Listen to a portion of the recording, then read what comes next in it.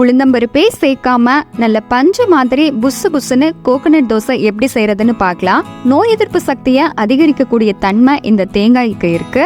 இது செய்யறதுக்காக 2 கப் அளவுக்கு பச்சரிசி, 1 கப் அளவுக்கு ஒயிட் கலர் அவல், 1 கப் அளவுக்கு துருவன தேங்காய், 2 கப் அளவுக்கு பச்சரிசி கூட 1 டீஸ்பூன் அளவுக்கு வெந்தயத்தை சேர்த்துட்டு 4 மணி நேரம் ஊற வச்சுட்டு நல்லா வாஷ் பண்ணிட்டு தண்ணியெல்லாம் வடிச்சு எடுத்து வச்சிருக்கேன். 1 கப் அளவுக்கு அவல 20 நிமிஷம் அளவுக்கு ஊற வச்சு எடுத்து வச்சிருக்கேன். இப்போ ஒரு மிக்ஸி ஜார்ல நம்ம ஊற வச்ச அரிசி, வெந்தயம், இது கூடவே நம்ம ஊற வச்ச அவல், துருவன தேங்காய் இதையெல்லாம் சேர்த்துக்கலாம். நான் கொஞ்சமா அரைக்கிறதுனால மிக்ஸி ஜார்ல அரைக்கிறேன். கிரைண்டர்லயும் நம்ம அரைச்சி எடுத்துக்கலாம். இது கூட கொஞ்சம் கொஞ்சமா தண்ணியை சேர்த்துட்டு கிரைண்ட் பண்ணிக்கலாம்.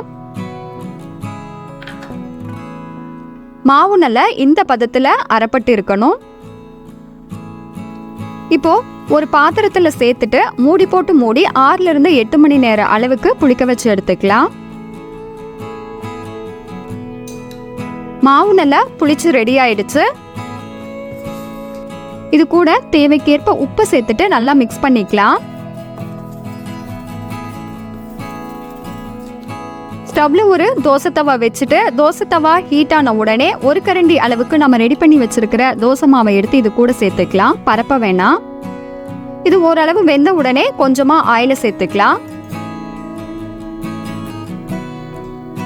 நல்லா 2 பக்கமும் திருப்பி போட்டு வேக வச்சு எடுத்துக்கலாம்.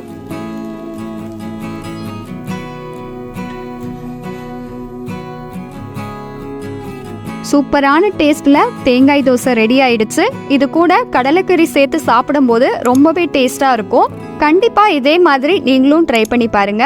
எப்படி இருந்ததுன்றத கமெண்ட்ல சொல்லுங்க. லைக் பண்ணுங்க, ஷேர் பண்ணுங்க. தேங்க்யூ.